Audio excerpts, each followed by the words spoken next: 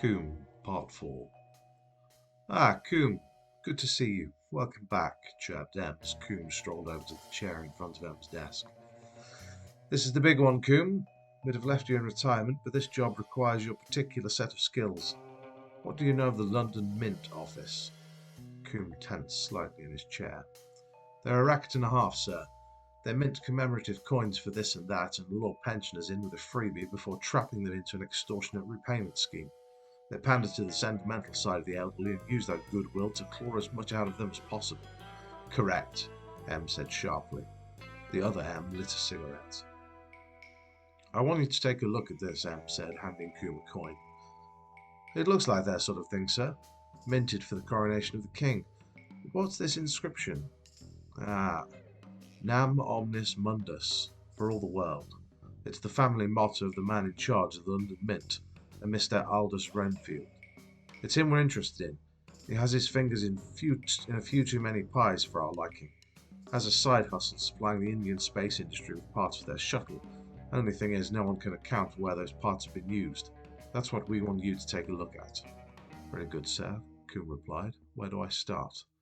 We have a man on the inside, goes by the name of Prakash, works out of the Melton Road in Leicester near the Space Centre. Meet with him, see what he has to say, and then catch the next flight to New Delhi.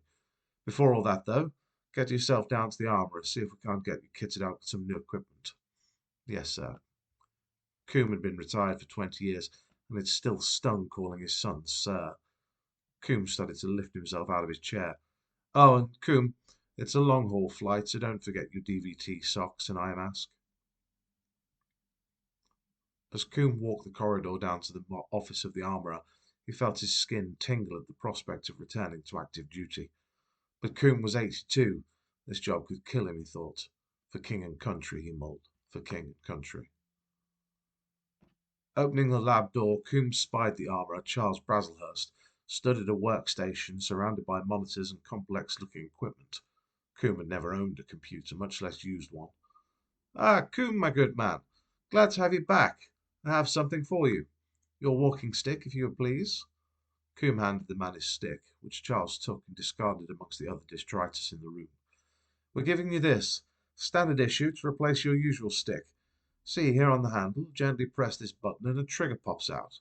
Lift and aim your stick as you would any rifle and fire. The chamber holds 6 bullets, each capable of breaking through plate glass at close range. Now, your glasses, yes. These are fitted with night vision, along with your standard varifocal prescription, and can magnify up to 110%.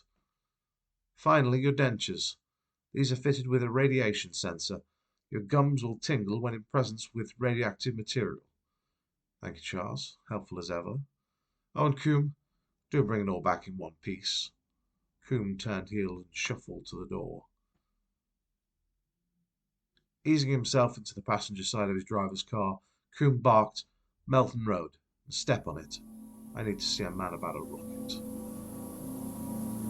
Coombe will return with Part 5, Prakash.